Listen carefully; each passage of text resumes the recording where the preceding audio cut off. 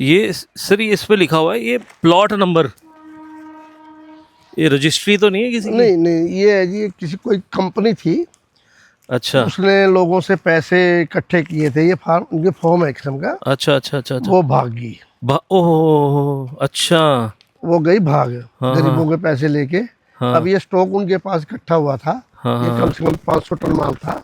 और ये 500 करोड़ का भी था सर, 500 टन के साथ वो तो 500। पैसा एस्टिमेट लगा ही नहीं सकते, जिसका कितना भी हो सकता है। रद्दी का काम करते हैं सर आप, कबाड़ी का काम कहते हैं, वेस्ट मैनेजमेंट कहते हैं कायदे से। जी। सर ये जो पेपर जब आता है किसी के घर या फैक्ट्री से आता है, उसके बाद कहाँ जाता है, क्या होता है इसका? ये जी पहले तो जो छोटे कबाड़ी है, कबाड़ी वैसे लफज है ना, सिर्फ वहीं तक रहना चाहिए हाँ जो साइकिल पे फेरी करता है। अच्छा। तो आजकल ये भी है कि इन्होंने सबको ही कबाड़ी बना दिया। तो होलसेलर का काम है या वेस्ट मैनेजमेंट का, क्या क्या कहते हैं क्या है इसको? इसको तो वैसे कहते हैं जी वेस्ट, वेस्ट है। ये वेस्ट ही जाइए। पर आप जो काम करते हैं उस काम को आप क्या कहते हैं, वेस्ट मैनेजमेंट का, रद्दी का, कबाड़ी का? हम तो जैसे हम लेते हैं ना, हम होलसेलर हैं। होलसेलर है। चंडीगढ़ शहर में मुझे कम से कम नहीं तो 18 साल हो गए। मैंने ये मक्खन माजरा जी। मक्खन माजरा में मैं पहली बार आया हूँ। मैं गलती भी मानता हूँ और पर मैं शौक भी हूँ कि यार यहाँ वेस्ट मैनेजमेंट का जो काम कर रहे हैं लोग, सैल्यूट है उन सब लोगों को यार। आप लोगों ने अलग से जगह बनाई, बिल्कुल साफ़ सुथरी वेल मेंटेन्ड जगह है। क्योंकि जब भी कभी चंडीगढ़ शहर में वेस्ट मैनेजमेंट, कूड़े की बात की जाती है तो हम वो 38 वेस्ट की तरफ देखते हैं, जी जी। पर वहाँ से असली चीज़ें जो काम की है, जिनको बेचा जा सकता है, वो ला के यहाँ शिफ्ट की जाती है। हाँ जी। क्या प्रोसेस होता है इसका पूरा? इसका जी पहले ये छोटे दुकानदारों के पास जाएंगे, हाँ वहाँ से जैसे टन 2 टन माल इकट्ठा हुआ शाम को या 2 दिन में जैसा भी है, फिर वो हमारे पास आ जाता है। हाँ हाँ हम इसको फिर वो अलग अलग करते हैं वहाँ से, ठीक है। हर वैरायटी को अलग, लोहा अलग, रद्दी अलग, गत्ता अलग। तो फिर ये हमारे पास आता है, हमारे से फिर गाड़ी लोड होती है, सीधी फैक्ट्री में चली जाती है, वहाँ रिसाइकलिंग होकर फिर नवा माल बनता है। अच्छा सर, ये जो जैसे अब न्यूज़पेपर जो आता है, ये न्यूज़पेपर वालों के पास ही जाता है या फिर ये ये तो ये जैसे हमारी कॉपियाँ बनती है, हाँ। कुछ फ्रेश का बनता है कागज, बिल्कुल कागज फ्रेश होता है ये। कितने साल हो गए सर आपको? मेरे को जी 18 साल हो गए। क्या कमाई अंदाजन एक? कमाई तो जी ऐसा है, कभी नुकसान भी हो जाता है, कभी फायदा भी मोटा हो जाता है, मगर रोटी बढ़िया चलती है। 500 करोड़ की ये रद्दी है। मतलब जब ये देखो, ये जो प्लॉट की रजिस्ट्रेशन है, ये रजिस्ट्री के पेपर हैं जो स्कैम करके कंपनी चली गई, और अब ये कोड़ियों का भाव भी नहीं बिक रही है, फिर भी इसको रीयूज़ करके दोबारा से स्कूल के पेपर्स बनाए हाँ जाएंगे, जी, हाँ जी। न्यूज़पेपर बनेंगे। इस वेस्ट मैनेजमेंट के बारे में आज हम बात कर रहे हैं। कोई नया बच्चा आता है, देखता है यार रद्दी में तो बहुत पैसा है, जी। आके नया काम शुरू भी कर लेता है, उसको आप क्या कहना चाहते हो? नवा बच्चा कोई नहीं आएगा जिस लाइन में, क्योंकि सरकार की तरफ से भी कुछ नहीं है इसमें। इनको 24 घंटे ना, जैसे जिंदगी एक दुश्मन के नीचे होती है ना, हाँ ऐसे है। पता नहीं, क्योंकि यहाँ सब किराएदार हैं, हाँ यहाँ किसी का अपना प्लॉट नहीं है। हाँ। तो ये किराए पे इतनी जगह ले रखी है, सरकार कभी कह देती है भागो। तो इसमें सिरदर्दी ज़्यादा है। फिर सबसे बड़ी बात ये है, पहले ये माल नवा बनता है, हाँ टैक्स लग गया, हाँ नवे से फिर कापियाँ बन गई, फिर टैक्स लग गया, हाँ। फिर इसकी वेस्टेज बन गई, और वेस्टेज बिकेगी, फिर जो उसको खरीदेगा फिर टैक्स लग गया। रद्दी पे टैक्स है? हाँ, सब टैक्स कितने है। परसेंट टैक्स है? इस पे 5% टैक्स है। 5% जीएसटी लगता है? हाँ जी, हाँ जी। आप मतलब आप देते हो जब हाँ आप? देते अच्छा हैं। लोहे पे 18% है, अच्छा। पित्तल तांबे पे 18% है। तो ये होना चाहिए नहीं होना चाहिए? ये वैसे तो एक ही दफा लग गया, जब जिसने भी ये नवा खरीदा है। हाँ ये तो है नहीं भाई नवे का वो बना के हमारे पास भेजेगा। हाँ ये नवे से जो वेस्टेज बचती है, हाँ, उस पे उसका ना टैक्स तो लग चुका है पहले ही। हाँ फिर जो दूसरा खरीदेगा वो टैक्स भरेगा, फिर वो हमारे पास लाएगा, फिर हम टैक्स भरेंगे, फिर हम बेचेंगे, फिर हम टैक्स लेंगे। तो ये होना नहीं चाहिए वैसे। इस पे वेट कर रहे हो आप भी, कभी कभी तो अभी आए चलती है अच्छे कई दफा दिन, बातें, कभी नहीं। नहीं हो रहा कुछ भी। सर दर्द है बिजनेसमैन के, ये मैं समझता हूँ इस बात पे, पर हम बात करते हैं चंडीगढ़ शहर के आए हुए इस और कूड़े। इस चीज से सरकार को बहुत बेनिफिट हो रहा है, क्योंकि टैक्स ही करोड़ों की तादाद में मिलता है। चलो सर, हम उम्मीद करते हैं कि वो जनता की सेवा में ही लगाएं। नहीं लगता है, मगर दे भी नहीं है ना। हाँ तो इससे गवर्नमेंट को फायदा भी तो बहुत है ना। अगर वो वहाँ कूड़े के ढेर पे लगा लेंगे तो टैक्स भी खत्म हो गया। कूड़े के ढेर की बात करें, चंडीगढ़ का जो सबसे बड़ा कूड़े का ढेर है और डड्डू माजरा जी, डड्डू माजरा में, उसमें वेस्ट मटेरियल है या वो बिल्कुल ही ना, उसके बायो कुछ प्लांट बन सकता है कि उसको रीयूज किया जा अब कल ही पता लगा था जी, गौशाला में इन्होंने एक वहाँ प्लांट लगाया था गैस का, गैस का प्लांट, वो बंद पड़ा है, वो नहीं चला। वो चलानी जो सब्जी होती है, हाँ, ये खराब जो सब्जी होती है, होटलों में जो बचा कुचा माल होता है ना, हाँ। इन्होंने एक प्लांट लगाया था, हाँ, तो वो बंद पड़ा है, करे सक्सेस नहीं होगा। मतलब क्यों सक्सेसफुल नहीं है इस पे? हाँ, वो कल ही बात हुई थी ये। कभी बात, अभी अपडेट कोशिश कर रहे हैं हम लोग। अभी तो खैर मजबूरी का टाइम है, अब तो अच्छे से ट्रायल कर लेना चाहिए। नहीं, अब बंद पड़ा है, वो कल है ना बता रहे थे भाई बंद है वो। सरकार पीछे कह रही थी कि वो जो डड्डू माजरा में कूड़े का पहाड़ है उसको खत्म कर दिया जा रहा है धीरे धीरे। वो कहाँ जा रहा है वो भी बस ये कुछ खाद बना रहे हैं, बताइए, हम तो देखो गए नहीं वहाँ। है पंजाब की तरफ तो नहीं है? देखो जी, पंजाब से इधर भी आ रहा है, अच्छा, हिमाचल से भी आ रहा है, अच्छा, स्टेटों का सबका यहाँ माल आता है। जल्दी ले जाओ। ये आपका भी माल आया है, ये अभी ये माल भी आप ही का है। गाड़ी पूरी स्क्रैप हो के आई तो ये तो। हाँ जी, ये है ना जो टाइम निकल चुका है जिनका, या एक्सीडेंटल है। चोरी नहीं, चोरी वाली नहीं, नहीं, चोरी नहीं। इसके अलावा मतलब ये जो अब ये गाड़ी क्या लोहे, इसका तो कोई रेट मिलता होगा? हाँ, ये लोहे का रेट है जिसका, लोहे का रेट है आजकल। कुछ नहीं कि भाई सेकंड हैंड गाड़ी है कुछ नहीं, स्क्रैप है। ये भी फायदा है कहीं ना कहीं तो। फायदा क्या जी, इसके बंडल बंधेंगे, काटेंगे पहले इसको, हाँ, फिर इसके बंडल बंधेंगे, हाँ, वेट बनाने तो के फिर लिए। गाड़ी वाली कंपनियों को दोबारा बिक जाते हैं या नहीं, फिर? ये रिसाइकलिंग के लिए। इसका ये नहीं पता फिर सरिया बनना है, हाँ, या चैनल बनने हैं, हाँ, या किसी गाड़ी के पार्ट्स बनने हैं, हाँ। बनने ही नहीं से है। क्या बात है। अच्छा, एक मेरे को बड़ा सवाल पूछने वाला था कि आप, हम लोग बायोडिग्रेडेबल की भी बात ही, बहुत सारी चीज़ों के ऐप बन गए हैं। ये जो स्क्रैप का काम है, रद्दी का काम है, कबाड़ी का काम है, इसकी ऐप चलेगी कभी इंडिया में? कोई आए तो सक्सेसफुल हो सकती है? नहीं चलेगी। क्यों? है ही नहीं कुछ चीज, मतलब कोई गोरी नहीं, आप अपने से मतलब है सबको। वो तो आपको, मतलब मेरे को ये लगता है कि मान लीजिए अगर लोगों को ये बात किया जाए, क्योंकि कोई ऐसे, मान लीजिए रिलायंस जैसी कंपनी, जियो जैसी कंपनी हाथ डाल दे इसमें कि भैया ऐसा है कि वो जो फैक्ट्री बना रही है वो भी तो उन्हीं की है, बड़ी बड़ी फैक्ट्रियाँ। नहीं, अभी ना जो माल है ना, ऑक्शन होता है इनका, टेंडर भी लगते हैं सरकारी। अच्छा, हम ज्यादा काम टेंडरों का ही करते हैं सरकार का ना।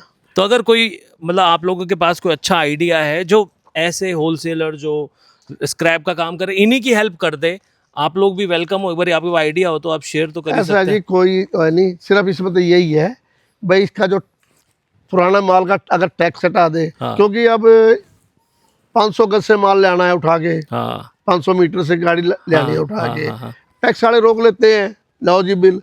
अब वो 500 मीटर में कहाँ से बिल बनेगा? 5%, 18% 18% है जिसपे लोहे पे। अब कोई लेके आ रहा है 2 क्विंटल किसी फैक्ट्री से, हाँ, और रस्ते में 2 क्विंटल रोक लेते हैं, लाओ बिल। तो 2 क्विंटल का बिल कहाँ से मिलेगा? एक्चुअली उन्होंने ये सोचना चाहिए भाई, ये नवे माल पे टैक्स पहले दे चुके हैं, हाँ। इस पे तो होना ही नहीं चाहिए। तो ठीक है? सरकार से आपकी क्लियर कट ये रिक्वेस्ट है कि भैया जिस माल पे एक बार टैक्स लग गया दोबारा ना कराया दोबारा जाए। ना लगे। और इस पे कोई आवाज उठा रहा है?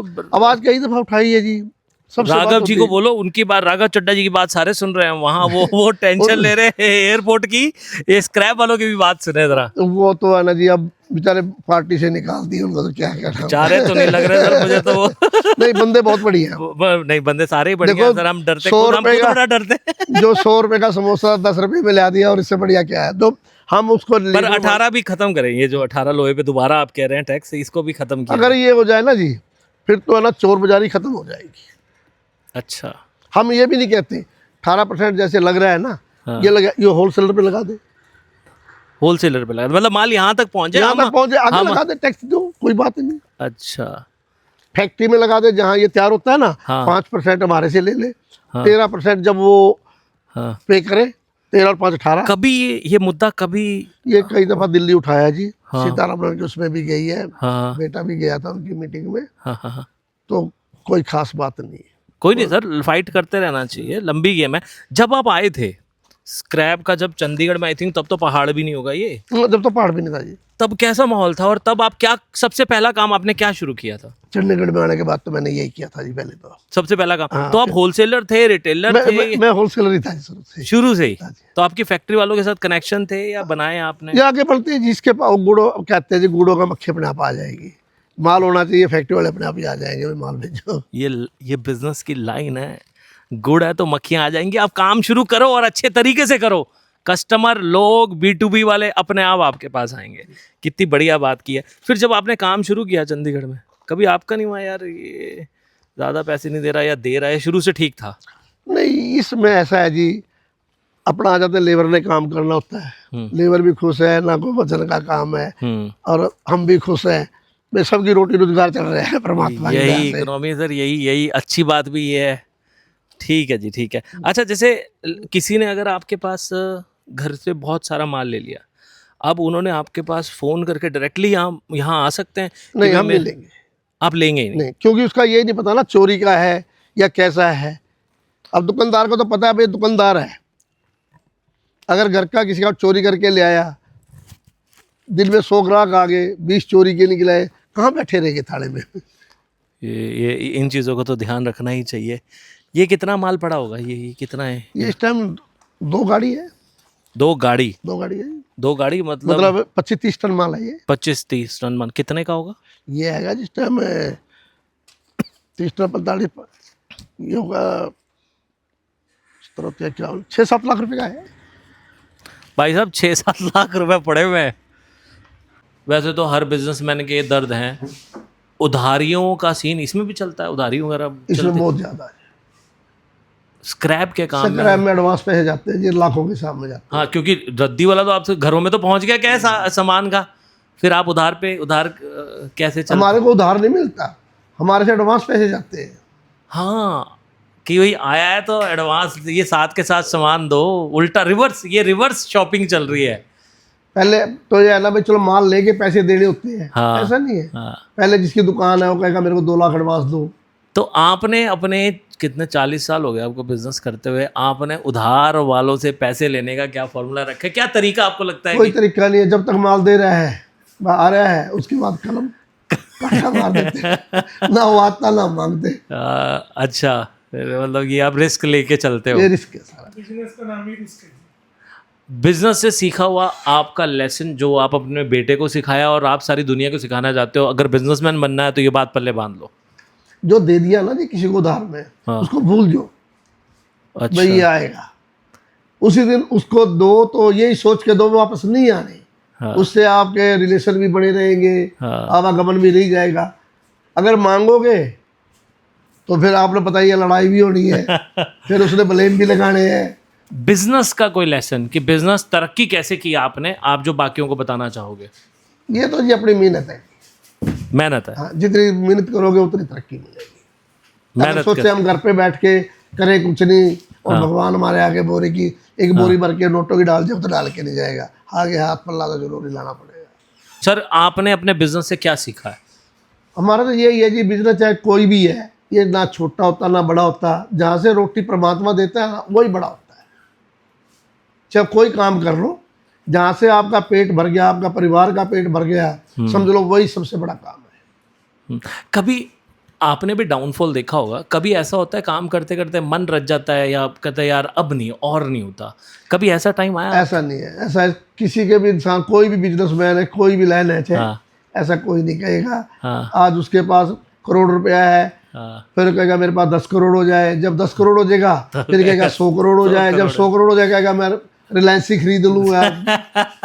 ये तो इतना नहीं सोच सकता कोई। नहीं हो जाता है, बहुत लंबी सोच है। वाले स्कूटर चाहिए तो स्कूटर वाले को मोटरसाइकिल का कार के बाद ये तो चलता है। बिजनेस में पैसा, कॉस्ट कटिंग, पैसा कैसे बचाया जाए?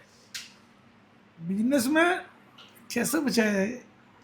कॉस्ट कटिंग बहुत मायने रखती है, कहाँ खर्चना है कहाँ नहीं करना, क्योंकि अब बंदे के पास पैसा आ गया, वो कहता है यार मेरा तो आलीशान ऑफिस होना चाहिए, 4 सेक्रेटरी होनी चाहिए, 4 बंदे और हो जाएं।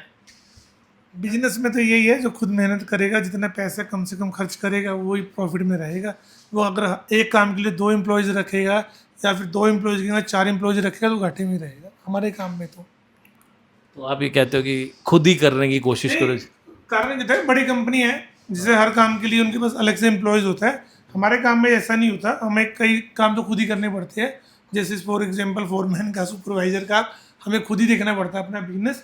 अगर हम नहीं देखेंगे तो हम लॉस में रहेंगे। आपके फादर साहब से मैंने एक चीज़ बात की कि चलो वो तो आप कहते हैं कि एक ट्रेडिशनल जनरेशन से आते हुए हैं, आप स्क्रैप का काम कर रहे हो, आप न्यू जनरेशन में हो। आपका मन नहीं किया कि यार ऐप लॉन्च करनी चाहिए, या आपकी भी फैमिली में बच्चे होंगे आगे, वो नहीं कि ऐप लॉन्च करें, कुछ टेक को घुसाएं, क्योंकि वो जब आती है तो वो इंडस्ट्री डिस्टर्ब कर देती है। नहीं, आने वाले टाइम में हमें लगता नहीं कि हमारे बच्चे इस काम में आएंगे, क्योंकि ये बिजनेस नहीं कर पाएंगे वो, वरना वो चाहते होंगे। क्यों क्यों क्यों नहीं कर रहे? खुद के बच्चे कह रहे हैं कि ये बिजनेस नहीं कर नहीं आएंगे सर, बिल्कुल भी नहीं आएंगे। क्यों?